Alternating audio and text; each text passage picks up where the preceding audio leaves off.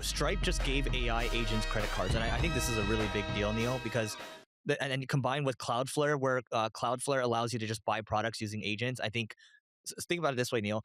If you wanted to spin up Cloudflare, you have your Stripe agent, okay, be able to purchase Cloudflare domains, for example, or other Cloudflare workers. You can spin up different pages that you want to, landing pages that you want to test rapidly. You can use like a design.md file, and anything you wanted to test, you could have these agents just spinning them up, put them on a subdomain or whatever, get them up. Or you can even say, hey, let's test something programmatically. Let's get a bunch of these landing pages up, or let's get a bunch of these pages up, see how they do. You can do that now. You can rapidly test because these agents are able to purchase for you, and you're able to kind of buy these workers quickly. So this guy, Ollie Lehman, says this. I can't believe they're going to do it again. The last time Stripe shipped a primitive this big, it literally birthed the modern SaaS. Shopify, Substack, Gumroad, all your favorite indie hackers, okay? So yesterday, Stripe shipped the spending version. Anyone can now get an agent to spend money on their behalf. If Stripe's payment API created SaaS, this spending API creates autonomous commerce. So you basically just make this concrete, okay? So number one, AI ad managers. You connect your Meta, Google, and TikTok accounts, set a monthly budget cap, and an agent runs your entire paid strategy, okay? Number two, AI procurement agents for e-commerce. They supply supplier prices, auto order when costs hit your threshold, sends you a morning summary of what was bought and why. And then you have AI travel agents that actually work. So they search, compare, book, and pay with your budget rules. No more toggling between 6 tabs to save $40 on a flight. And then finally, you have AI bookkeeping agents. They will handle recurring operational payments your business already makes every month, contractor invoices, ad account top-ups, subscriptions, etc. So I think we're just going to see more and more of this stuff. And just looking at Stripe, just looking at Cloudflare, and me just giving you examples on the marketing and kind of SEO CRO side, the possibilities are becoming more and more, even more endless. Dude, I agree. But we'll end up seeing over time. My like, if I could do one thing, I wish I could wave a magic wand and skip a few years to see where technology is, because I think life is just going to be so much better. I think there's going to be a lot of abundance for everyone. So at least for me, I'm not going to speak for you, Neil. I am, short term a little concerned for the world, but long term, I'm very excited. So I just hope we get to the long term. Yeah. Dude, I hope we get to a long term as well. And I'm curious to really see how it plays out with a lot of these governments. And the reason I say that is when you look at the marketing ecosystem right now, or let's actually go back, the marketing ecosystem like 10 years ago, you mainly had just two main players. You had Google and then you had Meta, right? I know Meta back then was not called Meta, but same thing. And if you look now, you have Google, you have Meta, you have OpenAI, you have what is it called? TikTok, you have LinkedIn, and a lot of these smaller platforms have been growing, like the LinkedIn's, the Reddits. And even though they're smaller, you kind of have to be on them because they have data deals with some of the other players like OpenAI and Google. So if you're not on the smaller channels, you don't do as well on the bigger channels. But because of monopolistic rules, you're seeing more and more separate platforms, and you're not seeing like a Google early on being like, Perplexity is great, let's just go buy it for $10 billion. Like you're seeing the market becoming more and more fragmented. And even with search, it's people don't just use OpenAI or Claude. They also still use Google. And people, I remember the VCs being like, oh, this is going to kill Google. Google is dead. Google hasn't died. It's potentially the most profitable or the biggest company by market cap. Wall Street's been betting in the next week or so, they're going to actually be bigger than NVIDIA. We'll see if that happens. But Google's actually been growing in popularity. And I haven't seen people being like, oh, I don't use OpenAI. Google gives me everything. People just use multiple platforms just like they use multiple social networks. Yeah. By the way, when I use Google now, so I do often click on AI mode. So I do often switch to AI mode very quickly just to ask follow-up questions. And I think they made it work for them. Like initially I was skeptical that AI mode would work. They've made it work. And by the way, searches are continuing to grow still. And their AI usage is continuing to go up. I just think there's going to be more and more demand. We've talked about this concept before, known as Jevons paradox. When something becomes available and abundantly available, people actually use it more and more. Electricity, for example, or electricity then led to compounding of flight, and that electricity led to the air conditioner, right? Like there's all these things that we use. We're going to find a lot more use cases with infinite intelligence. We just don't know what it looks like yet, and that's what Neil's talking about. We're excited because we don't know what the world's going to look like, but when you have infinite intelligence, man, is it exciting, because the things that we were constrained by before, it's no longer constrained. And let me tell you one more thing, Neil. So I was listening to a podcast with the Airbnb founder today on the, I think it was Invest Like the Best. Great podcast, by the way. Brian or Nathan? Brian. Yeah. So Brian Chesky was just talking about how, it's instead of thinking about managing people, he spends 2 to 3 hours a day on recruiting. Because if you just recruit the right people, you spend Yes. all your time on recruiting, you don't need to manage them, right? And Neil, you think about all the best people you worked with, all the best people I worked with, they don't need to be managed and they don't like being managed, right? They like knowing which direction to row in and they're just gonna row. Dude, totally agree with you on that. If you hire the right people, it changes everything. If you hire the wrong people, it screws up everything. Yep. And I get why people say hire slow, fire fast. Uh, you don't want to hire too slow, but you definitely should fire fast. I do not like the concept of I'm gonna let them learn their way into it. I found, at least for me and my management style, which is I don't do much managing, it doesn't work. It To doesn't work really for me either. And I love that. I love doing that. It doesn't work at all. Mhm. And to go back to Google, here's a quote from Sundar, the CEO. Alphabet's Q1 2026 earnings puts Google search revenue at 64.4 billion. This is again just Google search revenue, up 19% year over year. As Sundar tied AI experiences to higher search usage. Google is seeing searches grow. More people are using it than ever before.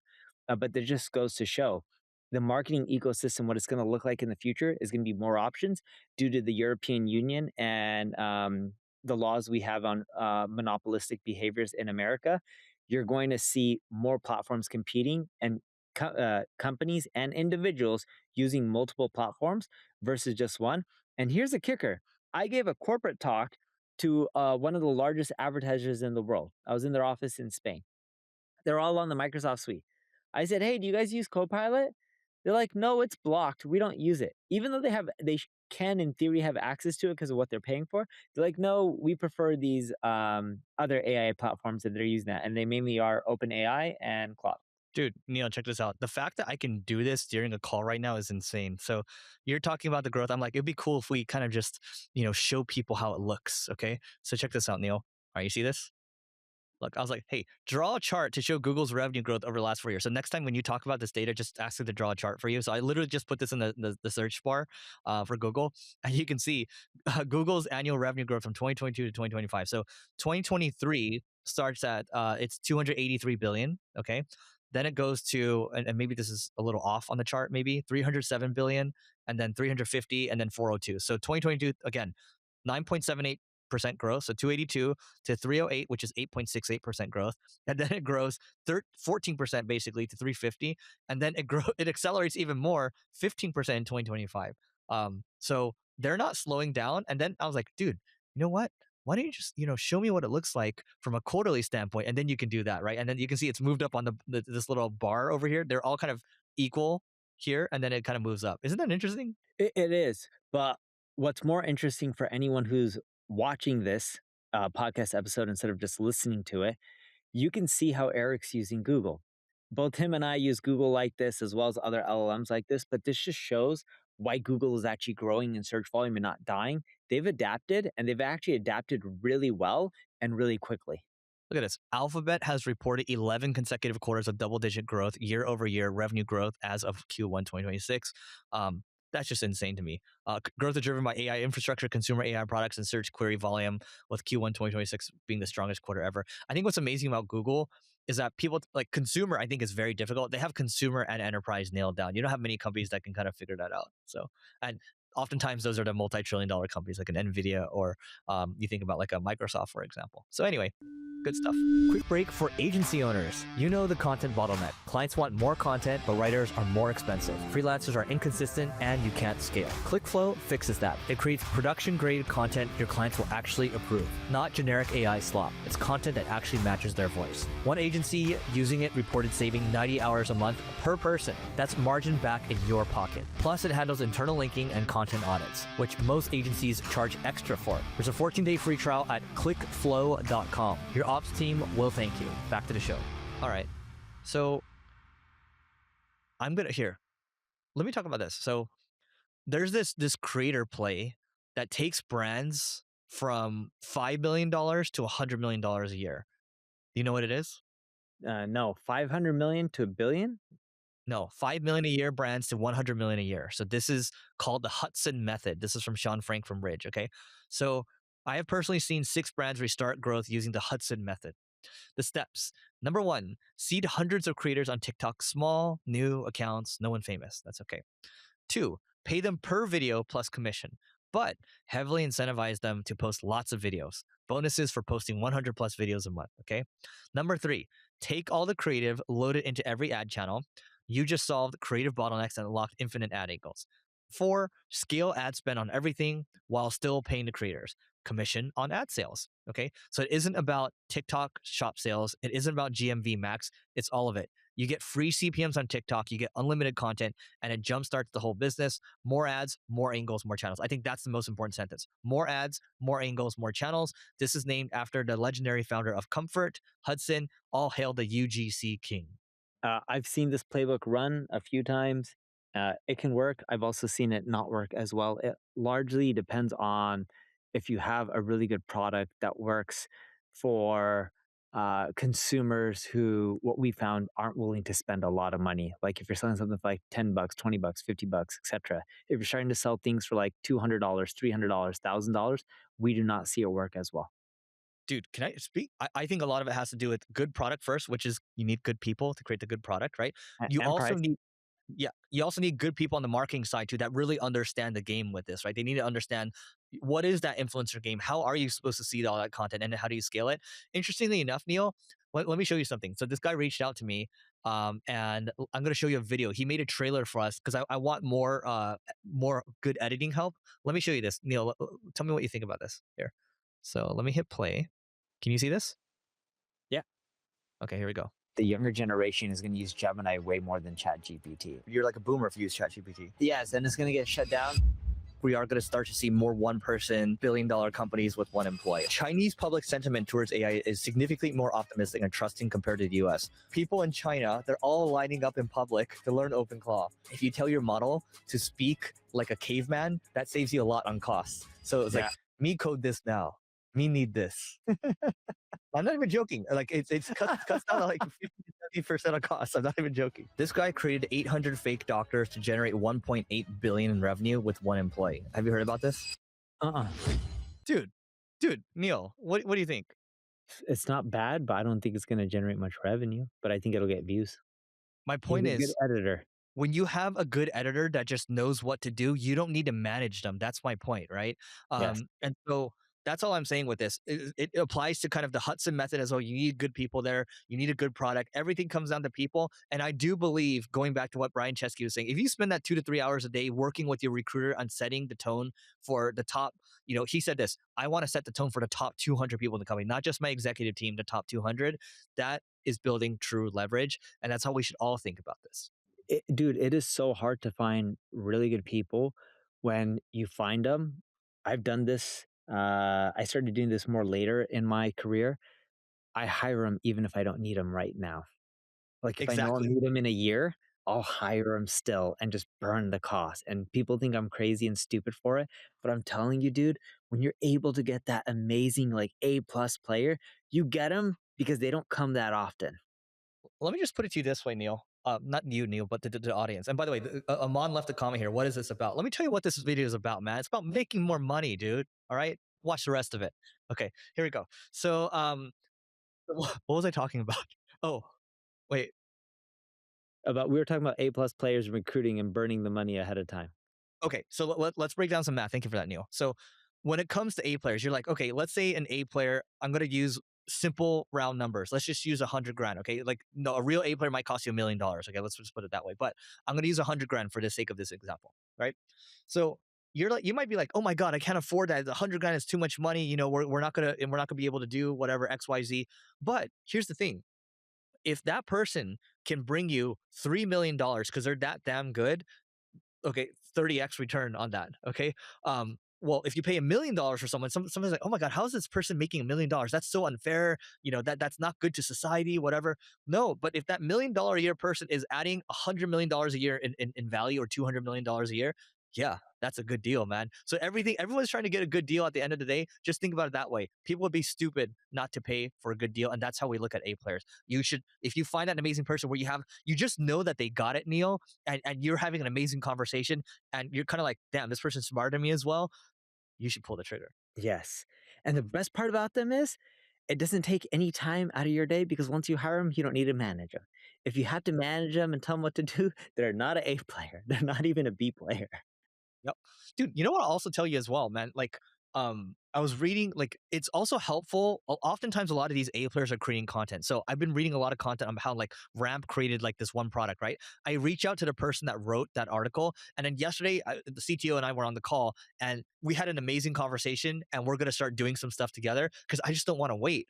And that's the thing. When you're out there, the other meta lesson from a marketing standpoint is if you're out there creating content, people like to say you increase your surface area of luck. That's what you're doing. And then when I got on the call with him, I was like, oh, dude, the ramp thing is not even what I want to talk about. I want to talk about you. I want to talk about you helping us, right? And that's how these things go. So Neil, I don't know about you, but I have a list on my Apple Notes where I'm just like, these are people to hire, right? And so these are all people that I want to hire. Maybe I can't hire them all at the same time right now, but I always keep that list. And then what I do, Neil, is every 6 months or so, every 3 to 6 months, I'm just fine. Hey, how are things going, man? Hey, how are things going? What can I do to help? How are things going? Right. And sometimes, Neil, you even have to wine and dine these people. Like you take these people out to dinner with their wives as well, because their wives have to approve you as well, or their spouse. I don't know how you've seen it. Share your experiences.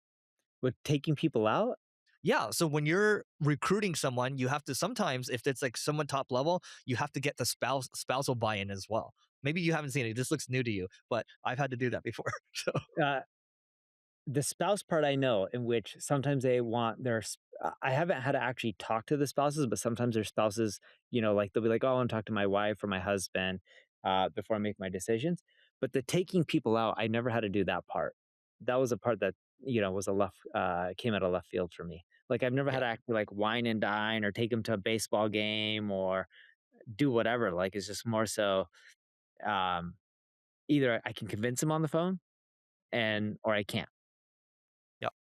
So let me pull this up real quick. Let's make a switch. So I do want to talk about Coinbase. So Coinbase, by the way, they reported a 5% decline year on year. To Neil's point earlier, I think trading volumes have gone down maybe 25-30% or so. So Coinbase crypto exchange, I think Neil's searching it up right now.